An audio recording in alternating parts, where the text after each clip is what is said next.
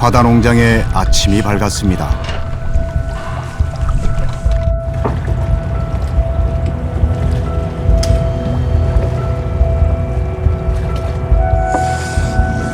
저런, 몇 녀석이 하룻밤새 운명을 달리했네요. 사실 양식장에서 물고기들이 한두 마리쯤 죽어나가는 건 흔한 일입니다. 그런데 이번엔 뭔가 좀 달라 보입니다. 이게 감염 안 된 부분이고, 여기는 지금 현재 감염이 돼가지고 출혈이 나거든. 제가 정확하게 뭐 진단을 못 하겠는데 금방 이게 어병 기사한테 보여보면 알겠는데 이게 피부병 아니에요. 일종의 전염병 비슷한 그런 거예요. 이게 오래 놔주면, 이게 약 치료를 안 하고 놔주면 같이 옆에 있는 멀쩡한 고기도 같이 옮아가거든. 그럼 한 마리 두 마리 죽으면서 전체적으로 싹 퍼져나가요. 보통 수온이 20도 이상일 때나 볼 수 있던 질병이 11월에 발병한 겁니다. 느닷없는 죽음의 징후. 대체 바다 농장에서 무슨 일이 벌어지고 있는 걸까요?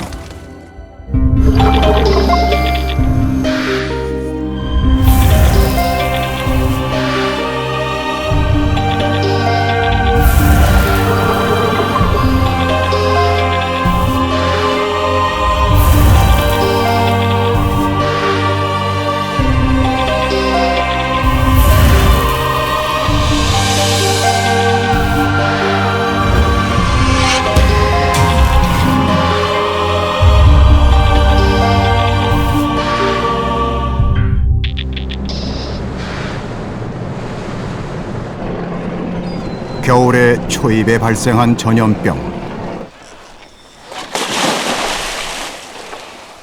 혹시 감염 피해를 입은 물고기들이 더 있을지 가두리 그물을 살펴보기로 했습니다. 아래로 5m쯤 내려가자 그물 바닥이 보입니다. 이 녀석 상태가 안 좋아 보이는데요.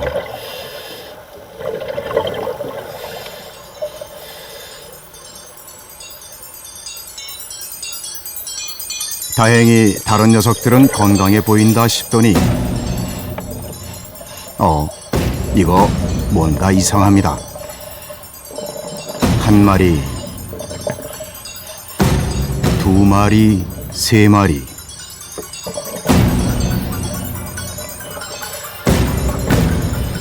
이건 셀 수도 없을 정도입니다. 이런 모습을 보게 될 줄이야.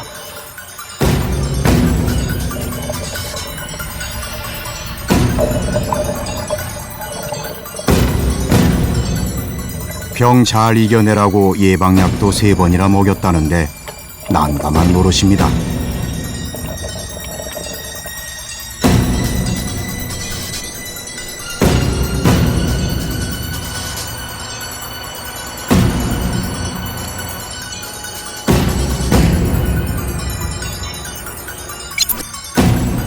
이놈들인가 봅니다. 늦은 시기에 나타나 물고기들을 죽게 만든 게 발적 현상을 보아서 그 연쇄구균으로 보여집니다. 그 내부 장기에서 염증을 일으키고 그 활발한 그런 활동에 의해서 그 물고기에 치명적인 그런 영향을 주기 때문에 발생되는 그런 질병입니다. 내내 잠복해 있다가 면역력이 약해진 틈을 타 겨울인데도 발병한 것으로 추측된다는데요.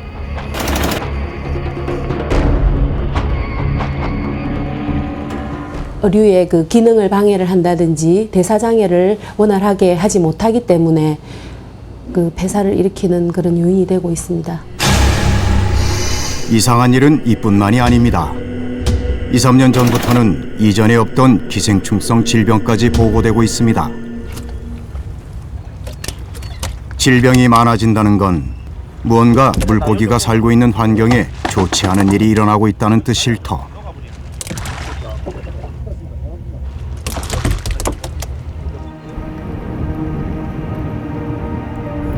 그것은 바다의 변화와 깊은 관계가 있습니다.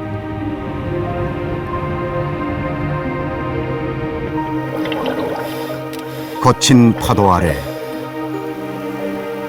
잔잔히 흘러가는 물결들 사이로 우리가 상상해온 세상이 보입니다.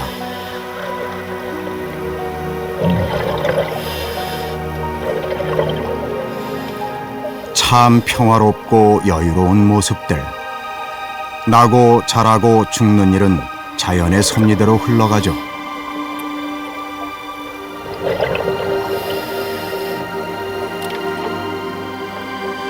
아무 일도 일어나지 않을 것 같은 이 세계의 변화가 찾아온 건 불과 20여 년 전의 일입니다.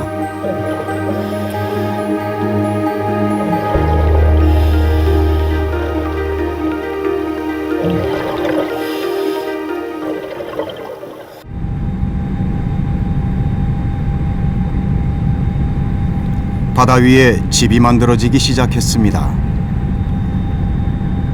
어민들의 소득을 높이고 수산 식량의 증대를 위한 목적이었죠. 그 결과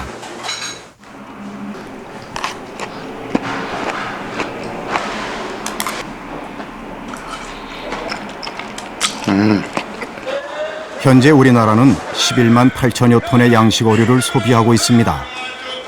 10년 전보다 5배나 많아진 겁니다. 15년 전, 20년 전 이때는 전체적으로다가 우리 시장에 그 한겨울에 활어 들어오는 것이 한 1톤 정도 될까 말까 했었는데, 이제 양식 산업이 점점 이제 발달되다 보니까 지금은 이제 10배, 20배 이상 막 늘어나는 거죠.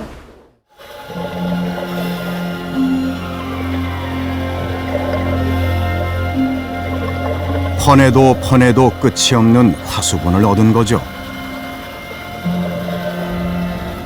찾는 사람이 많아지니 어간은 키우기 바쁩니다.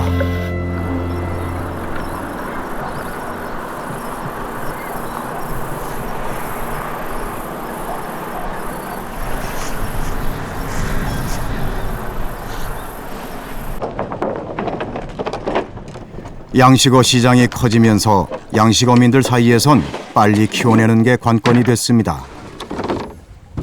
무엇보다 잘 먹여야 하는 겁니다.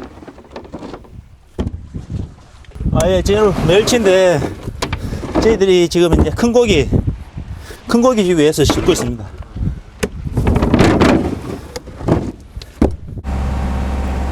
양식장은 마을에서 불과 5분 정도밖에 떨어져 있지 않습니다.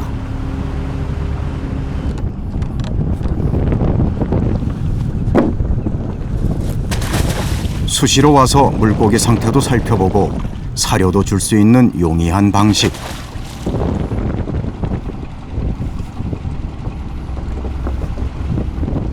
기본적으로 어장마다 다 다른데요.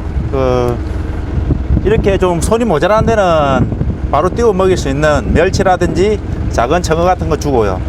그 다음에 손이 좀 많고 일손이 좀 풍부한 데는 기계를 믹서를 시킨다든지 아니면 프레스라고 눌리는 거 있거든요. 프레스에 눌려서 그냥 뿌려주게 돼요.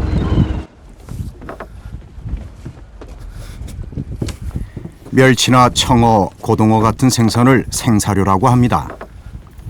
말 그대로 아무것도 가미하지 않은 생것이죠. 나라에선 여러 영양분을 모아 만든 배합 사료를 권하지만 현장에선 그다지 인기가 없습니다. 배합사료 같은 경우는 조금 비싸죠. 생사료보다. 그러나 이제 고기가 먹으면은 뱃속에서 한 이틀 줄 걸, 이틀 만에 줄 걸 한 3일에 한 번씩 주면 되니까 그러면은 조금 있지만도 그래도 실질적으로 어민들의 수익을 올리기 위해서는 아무래도 빨리 성장을 해야 빨리 출하를 할 수 있기 때문에 성장이 빠른 생사료를 원하지 배합사료는 원하지 않습니다.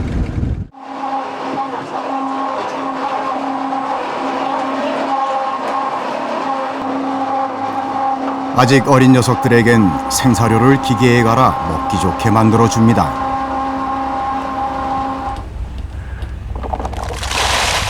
그리고는 아낌없이 뿌려주죠.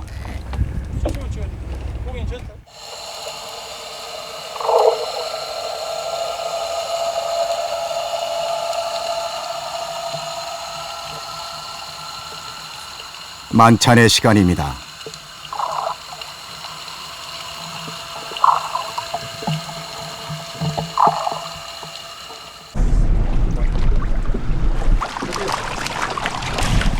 먹성 좋은 녀석들 하나라도 더 먹으려고 안간힘입니다.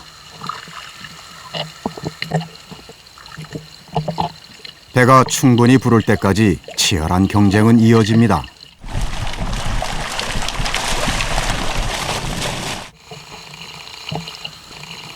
물고기들의 움직임이 잠잠해질 때까지 위쪽에선 계속해서 사료 공급이 이루어집니다.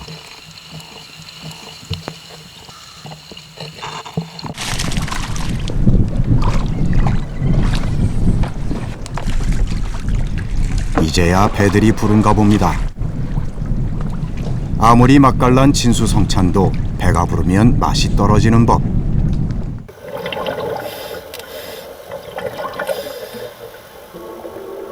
양식어들 사이에서도 이 법칙은 마찬가지입니다. 먹다 남길지언정 제 양보다 더 먹는 법은 없죠.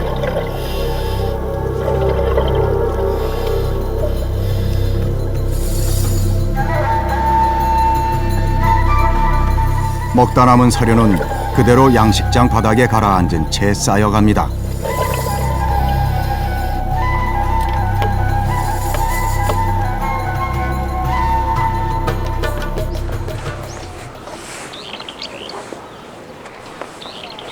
이곳에도 가두리 양식장이 많습니다. 우럭과 조피볼락, 도미 등 키우는 물고기도 비슷합니다.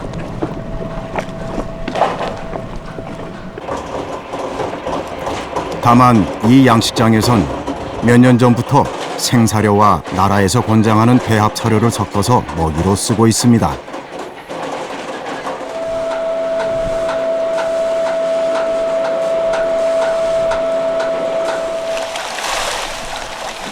재료는 달라졌지만 고기들이 배부를 때까지 한정없이 주는 건 예나 지금이나 같습니다.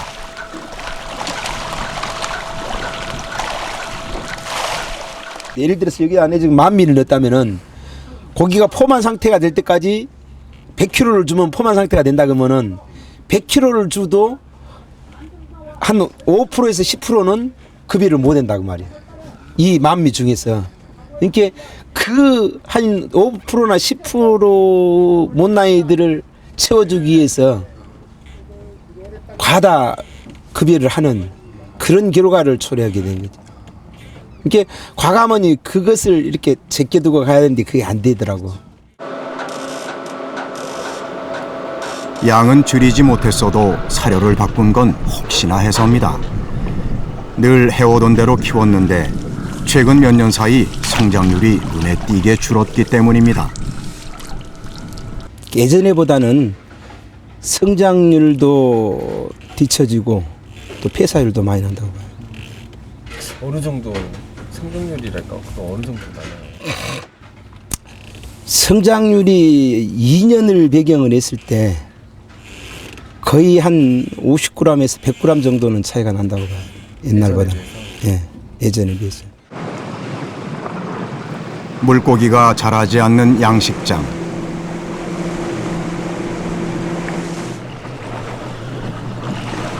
다른 원인이 있는 건 아닐까?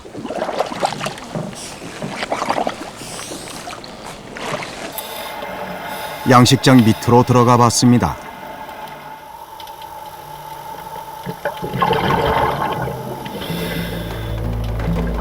어디든 붙어서 자라길 좋아하는 홍합에게 유기물이 풍부한 가두리 양식장은 최적의 서식 환경입니다.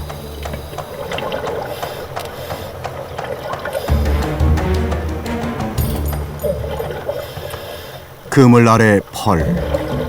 우리가 알던 바다와는 전혀 다릅니다. 말 그대로 잿빛 세상.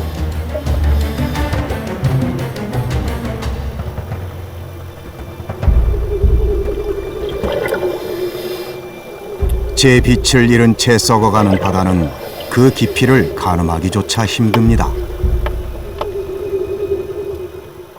사체들이 썩어가지고 그게 그 분해되는 과정에서 어떤 표층에 허옇게 이렇게 단백질들이 분해되고 있는 그런 현상들이 조금 있었고요. 그러니까 사막 6km 치면 사막에 비유하면 되겠네요.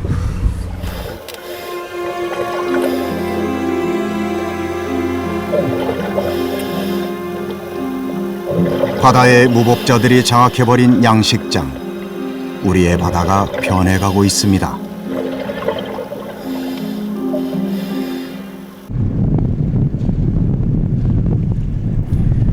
국립수산과학원 조사팀이 양식장 환경조사에 나섰습니다.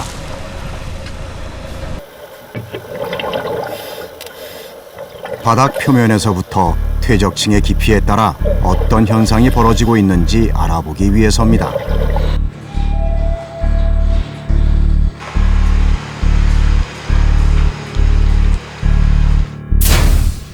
일본의 기준치보다 최고 5배나 높게 검출된 산휘발성 황화물. 양식장 및 퇴적물의 오염은 심각한 단계에 이르러 있었습니다. 이 분해되는 속도에 비해서 오염되는 속도가 가속화되기 때문에 오염의 추이가 좀 이제 늘어나게 되는 것이죠. 그래서 아무래도 가용한 어떤 유기물, 오염물질 양이 많아지면 그만큼 분해되는데도 시간이 많이 걸리고 그것이 이제 어려워진다면 퇴적물이라든지 수질의 오염이 진행되고 있다고 할 수 있습니다. 과다한 유기물로 인해 일반 바다 환경과는 확연히 달라진 양식장 바다 밑. 특히 유기물 분해 과정에서 발생하는 황화수소나 암모니아 질소는 그 독성 때문에 물고기는 물론 다른 생물들도 살 수 없게 만듭니다. 다음에 이제 암모니아 형태로 퇴적물 속에 남아있게 되는 거죠. 황화수소 같은 거는 그 일반 해양 환경에서는 이제 그 일반 산소가 있는 해양 환경에서는 이제 검출이 안 되는 것들인데요. 이런 것들이 이제 계속 그 퇴적물을 통해서 용출이 되면 그 표면에 서식하는 저소동물들이 일단 그 독성에 영향을 받게 되고요. 암모니아도 소량만 있어도 생물한테 굉장히 그 치명적인 그 독성이 있는 건데 그것도 계속 그 용출이 되고 있습니다. 그래서 그런 경우 저소생물 다양성에 일차적으로 영향이 이제 발생한다고 볼 수가 있습니다. 썩어가는 퇴적물 속에서 살 수 있는 생물은 거의 없습니다. 그런 환경을 좋아하는 녀석이 아니라면 말이죠.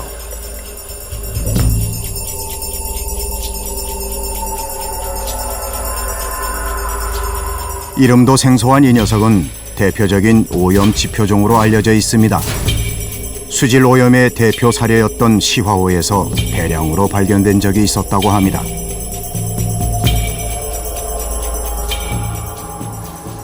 안 좋은 조건에서만 갑자기 많이 나왔다가 환경이 호전되면 다른 종들의 경쟁에 밀려서 없어지는 게 일반적인 특징인데 가두리밑에 같은 경우는 계속 유기물 공급이 원활하니까 다른 종들 간의 경쟁을 피해서 그렇게 높은 밀도로 서식하는 것 같습니다.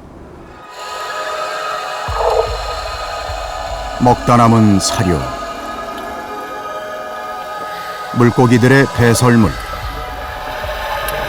죽어가는 생물들.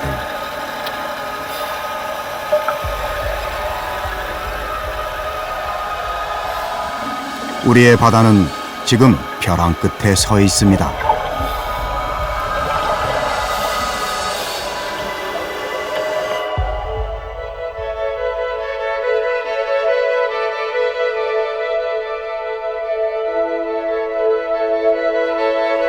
우리나라처럼 삼면이 바다인 노르웨이는 연어 양식이 발달해 있습니다.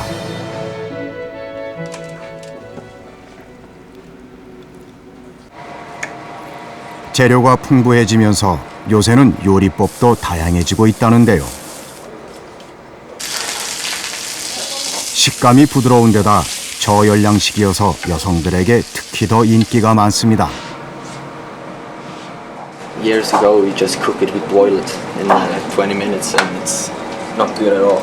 But now this things and new things with raw fish and fried a little bit, raw in the middle, like you do the medium steak. New things, I think that's the why, because it's all more popular now than what I did before.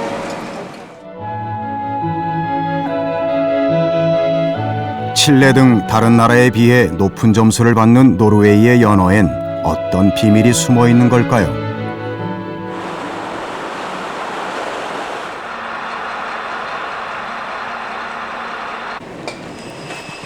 이 연어 양식장은 세계 최대의 수산물 수출 회사인 마린 하베스트사가 운영하고 있습니다.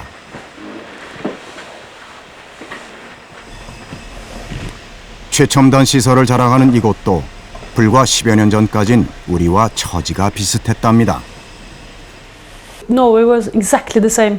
It was family-owned businesses, small businesses. You got the location where you had the location in front of your house, or where you owned some land, and it was exactly the same. As they increased the production, it was pollution on the, or there was leftovers from the feed from the fish on the bottom. It was disease, it was parasites, and these kind of things. And this is why some companies which were running well, they start to purchase the bad ones, and they try to improve to get more biomass. 2000년대에 들어서면서 노르웨이의 양식장들은 기업화되기 시작했습니다. 사육의 모든 과정이 과학화되고 체계화되기 시작한 거죠. 가장 먼저 달라진 건 사료였습니다.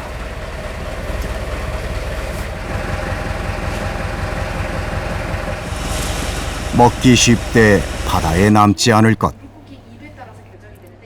What's important with this pellet is it's hard enough so it will be transported to the fish without breaking, but not too hard because it must be digested.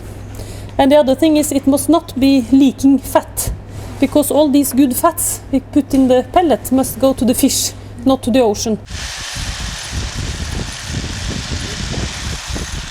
만들어진 사료는 이 파이프를 통해 자동으로 연어에게 공급됩니다. 수면을 덮어버릴 만큼 한꺼번에 가득 주지는 않습니다. 그렇다고 부족하게 주지도 않습니다. 사무실에서 가두리 안에 설치된 감시 카메라를 보며 못 먹은 녀석이 없는지 혹은 남긴 사료는 없는지 꼼꼼히 체크합니다. So the impact on nature would be if I pollute or if I feed in excess, I would be closed after one generation because external companies would come in, they would see that my bottom is not clean and I must wait or close or move to another location. 철저한 사료 관리는 정기적으로 이루어지는 양식장 환경 조사 때문입니다.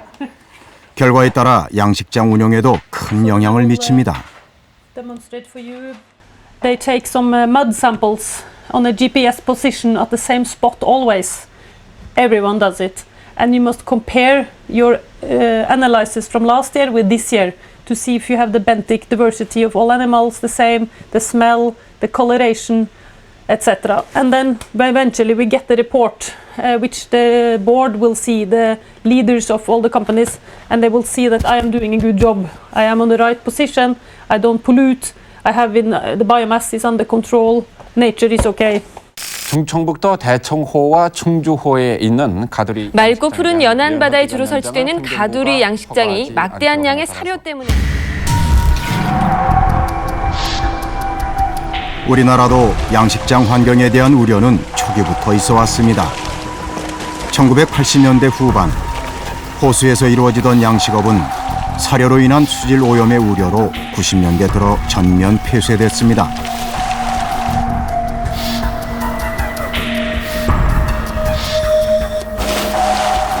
바다 가두리 양식장의 오염 문제에 대해선 어장 청소를 주기적으로 하도록 법을 개정하기도 했었죠. 하지만 어장 청소는 말처럼 쉬운 일이 아니었습니다. 잠수부를 한번 하루 쓰는데 100만 원, 150만 원 줘야 되거든요. 그럼 못해도 한 2, 3일 해야 되는데 어민들 부담 때문에 그냥 하루 또 뭐 못하고 뭐 한 반나절 정도 해서 그냥 하다 보니까 막 형식적으로 해왔다고 볼 수밖에 없죠.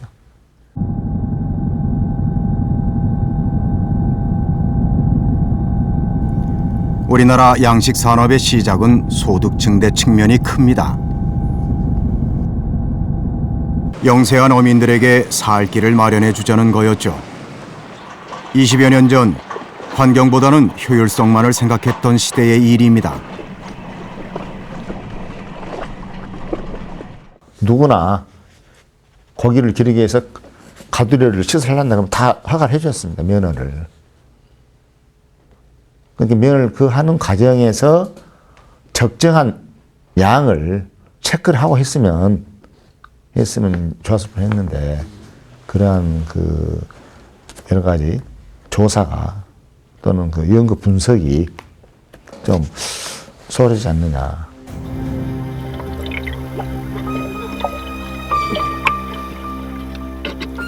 양식업의 확대는 바다에 고통을 안겨주는 꼴이 되고야 말았습니다.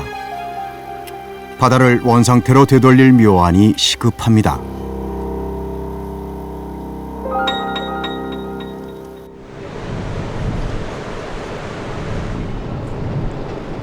부산 용호만에서 선착장 바다 아래 펄을 걷어들이는 작업이 한창입니다. 이른바 오염 퇴적물 정화 사업 중입니다. 지금 현재로는 잠수사가 직접 들어가지 않고도 수중에 있는 상태를 다 확인을 하면서 흡입을 할 수가 있습니다. 이 회사의 정화 기술은 기존의 기술과는 다릅니다. 준설선을 이용해 굴삭기로 펄을 퍼내는 방식이 아니라 진공 흡입기를 이용해 물과 펄을 함께 흡입. 원심력을 이용해 온이와 물을 각각 분리합니다. 그리고 물은 3단계의 정화 과정을 거쳐 바다로 흘려보냅니다. 그러니까 순수하게 온이만 걸러내는 거죠. 업체는 이 기술로 여수의 가두리 양식장도 일부 청소했습니다.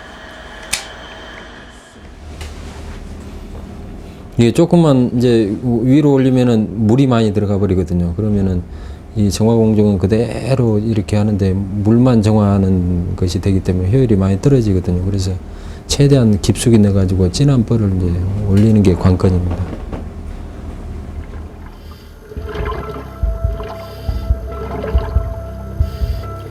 (2008년과 2009년) 두 곳의 어장에 한해 이루어진 정화 사업.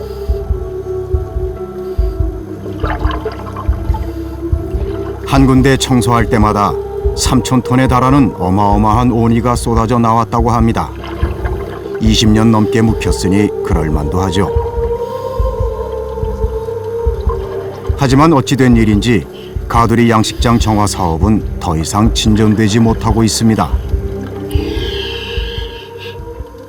지금 가두리 한 2헥타르 하려면 못해도 한 2, 3억 정도가 소요됩니다. 그래서 2, 3억 소요된다면은 어민들이 지금 대부분 사람들이 많은 어가 부채를 안고 있거든요. 고기를 길러서 생산된 이익금을 가지고 모아서 그것을 비용 충당해야 되는데 그러기는 너무 벅차다. 그리고 또 더 많은 기간이 필요하다.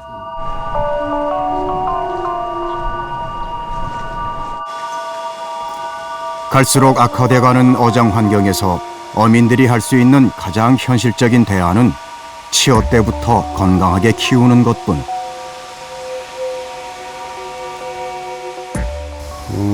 질병적인 문제는 뭐 커서도 마찬가지고 어렸을 때도 마찬가지고 모두 문제를 안고 가는데 우리가 하는 방식에서는 최대한 먹이생물 자체를 튼튼하게 만들어 가지고 이제 병적으로 이길 수 있게끔 만들어 가지고 가지. 하지만 이마저도 납작 엎드려 있길 좋아하는 광어에겐 임시방편일 뿐입니다. 어장 바닥이 오염돼 있는 이상 광어에게 정상적인 성장을 기대하긴 힘듭니다. 가들이 오래 하면 오래 할수록 어차피 다른 어종에 비해 가지고 강어는 바닥에 앉는 고기이기 때문에 그물을 이렇게 사각틀로 만들어 가지고 그 밑에 바닥에 앉히기 때문에 앉아 있는 고기이기 때문에 다른 어종에 비해서 병 맞을 확률이 자체가 더 높지 않나 그래 봐요. 광어는 양식어 중에서도 초창기 멤버에 속합니다. 바다 양식 초반 인기 어종이었죠. 하지만 가두리 밑에 오염물질이 쌓이면서 광어는 더 이상 바다에 머무를 수 없었습니다.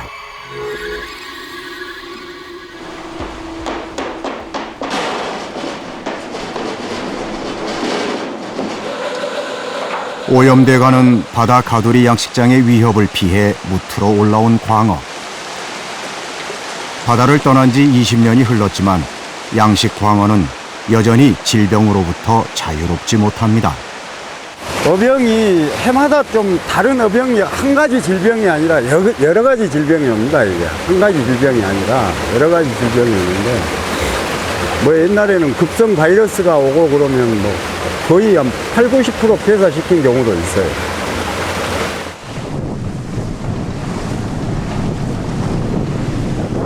한 번 입식하면 좋게 2~3년은 기다려야 양식어는 내다 팔 수 있을 정도가 됩니다. 말이 그렇지 그 긴 시간을 보상받기 위해선 되도록 많이 팔아야 된다는 게 사람 심리. 하지만 생존율이 낮아지니 아예 양으로 승부하는 수밖에요. 이 표준 밀도에 의해서 양식을 했었는데 지금은 조금 그 과다 밀식을 하다 보니까 폐사율이 많이 날 수밖에 없고 우선 질병이 먼저 오는 거예요. 밀도가 높으면은 질병이 먼저 오더라고요. 질병이 오면은 당연히 우리는 폐사가 나게 돼요. 우리는 입식 밀도가 양식어의 성장에 얼마만큼 영향을 미치는지 실험을 통해 직접 알아보기로 했습니다.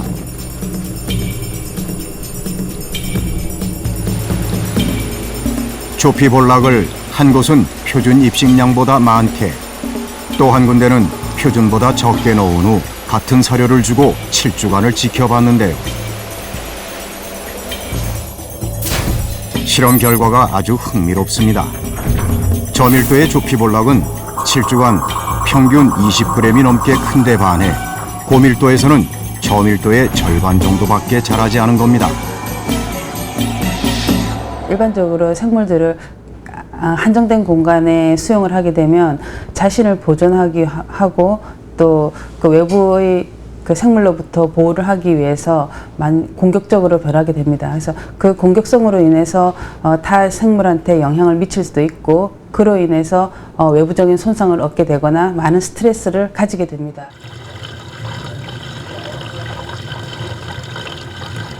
많이 키우려는 욕심에 가두리가 수용할 수 있는 양보다 많이 집어넣은 것이 오히려 물고기들의 목숨을 위협하고 있었던 겁니다.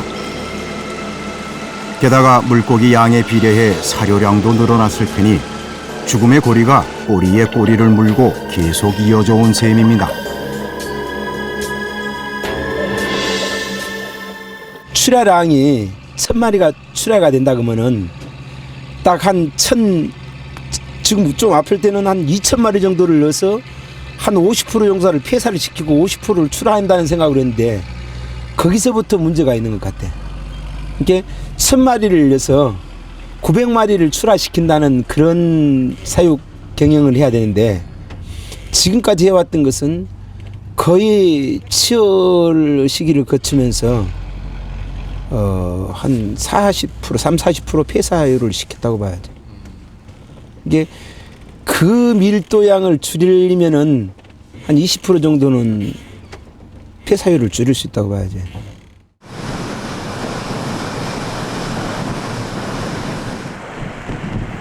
노르웨이의 광어 양식장. 2년 정도 키운 광어를 보여주겠답니다. 얼핏 보기에도 꽤 커 보이는데요. 이 광어의 몸무게는 무려 5kg. 우리나라 2년산 광어 3마리를 합해야 이 녀석이 되는 겁니다. 바다에서 키우는데도 보란듯이 무럭무럭 잘 크는 노르웨이 광어. 그 비결 중 하나는 입식 수량 조절에 있습니다. If the fish are getting too tired, it just will lay down on each other and he will kill the one in the bottom. Wow. But when the density is low enough, when the lowest the one on the bottom are I'm getting too much fish on top of me, he will swim away. But if it's too tired, he cannot do it, of course, and he will be killed. 노르웨이 어민들이라고 왜 많이 키우고 싶지 않겠습니까? 하지만 이곳에서 욕심은 곧 범법 행위나 마찬가지입니다. 노르웨이 정부에서 개별 양식장마다 사육 수량을 철저하게 통제하고 관리하기 때문이죠. Finally, they can go to jail. Quite high fees. If a fish farmer which have been given a license to produce a certain amount of fish, if it is discovered that he has more fish than he is allowed to, then he gets a fee which is equal to the value of the fish which is above what is allowed to. 빈틈없는 제어 시스템으로 양식 산업을 친환경적으로 키워온 노르웨이지만 그렇다고 고민이 없는 건 아닙니다. 대다수 양식장들이 피오르드 연안에 위치하면서 수용 한계를 넘어섰기 때문입니다.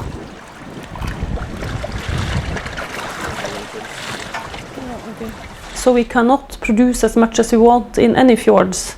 So when a new farm is going to be established, it will be after many measurements, after according to the fishery directory, and when they consider and the farm industry itself decides it's enough in this fjord, you must go out of the fjord, and that leaves the offshore area.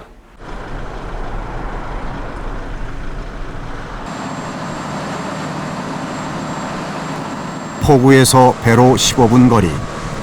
한국해양연구원은 지난 1994년부터 이곳에서 가두리 양식장을 시범 운영하고 있습니다.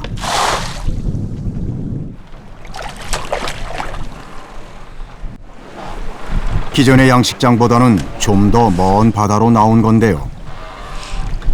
수심이 깊어지고 조류의 흐름이 세지면서 가두리 밑에 퇴적물이 쌓이는 일은 적어졌고 이내 효과가 나타났습니다. 외해에서 키우는 것과 내해에서 키우는 게 참돔 같은 경우는 약 한 8% 정도 차이가 나고요. 민어 같은 경우는 한 20% 정도가 성장이 외해가 좀 빠르더라.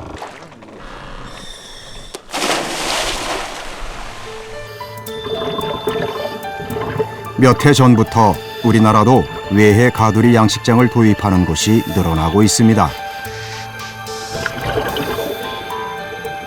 충분히 확보된 물속 공간. 얼핏 봐도 물고기들의 크기나 움직임이 달라 보입니다.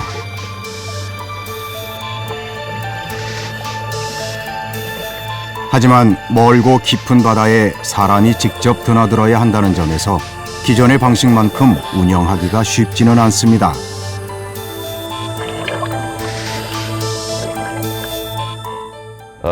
물고기도 먹는 만큼 크고 관리하는 만큼 그 생산성이 높아지기 때문에 하여튼 관리 면에서 안정적으로 자연환경 확보되는 거를 조성을 하고 외해를 나가고 환경을 컨트롤하고 해야지 아무것도 안 되는 상태에서 막연히 외해를 나가라 그건 아닙니다. 그래서 그런 거에 대한 좀 보완이 더 필요하다고 생각해요.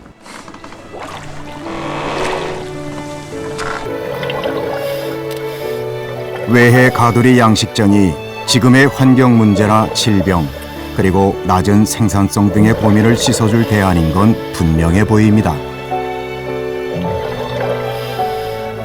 하지만 지금 당장 해결해야 할 과제들이 많은 것도 사실입니다. 양식업을 하시는 분들의 이동이라든지 또 사료를 주로 아침부터 저녁에 출퇴근한다는 이런 게 유용하지 않아요. 더 멀리 나가면. 그래서 외해로 나가면 결국은 집단 체제로 해서 공동 관리할 수 있는 그런 시설물이 만들어져야 되는데 지금 아직까지는 거기까지는 도달하지 못했다. 대부분 영세한 양식어민들에게 비용 부담이 큰 외해 양식을 권하기란 쉽지 않은 상황. 그래서 정부는 환경오염이 극심한 어장에 대해 강제로 휴업을 명령하는 양식장 휴식 면제까지 검토 중입니다. 양식업을 중지시킨 상태에서 어장 정화 사업을 특별하게 하는 거죠. 그만큼 어장 휴식연재를 할 정도의 어장이면 상태가 아주 나쁘기 때문에 극약 처방을 해야 된다는 겁니다. 따라서 휴식을 함과 동시에 정화 사업을 더 강화시켜서 빨리 회복시키겠다 하는 것이 정부 정책의 목표입니다.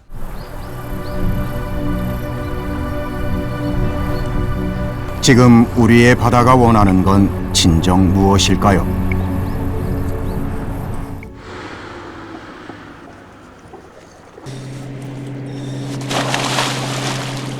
마을 앞에서 가두리 양식장까지 바다 밑으로 가보기로 했습니다.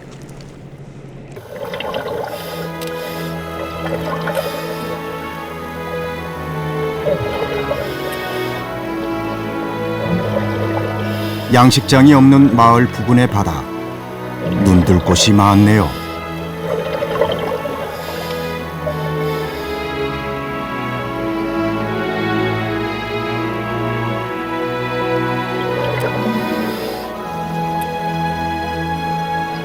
멀리 나갈수록 볼 것이 많은 게 바다라고 하던데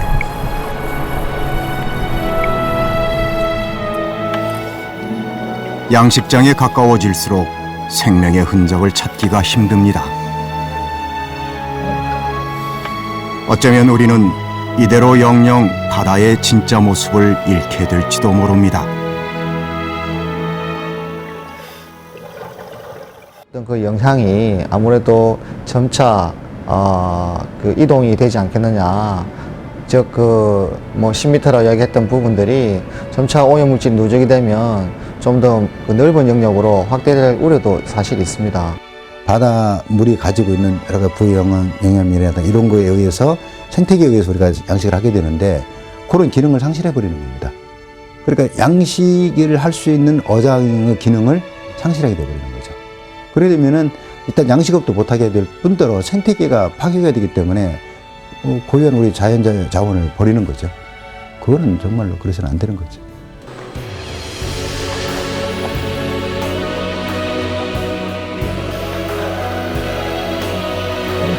바닷속 농장은 지금 병을 앓고 있습니다. 하지만 그 통증이 어느 정도일지 우리는 제대로 알지 못합니다. 그저 짐작만 할 뿐이죠. 그래서 우리는 더 주의를 기울여야 합니다. 바다 농장에 닥친 위기가 생명의 바다를 덮치기 전에 말이죠.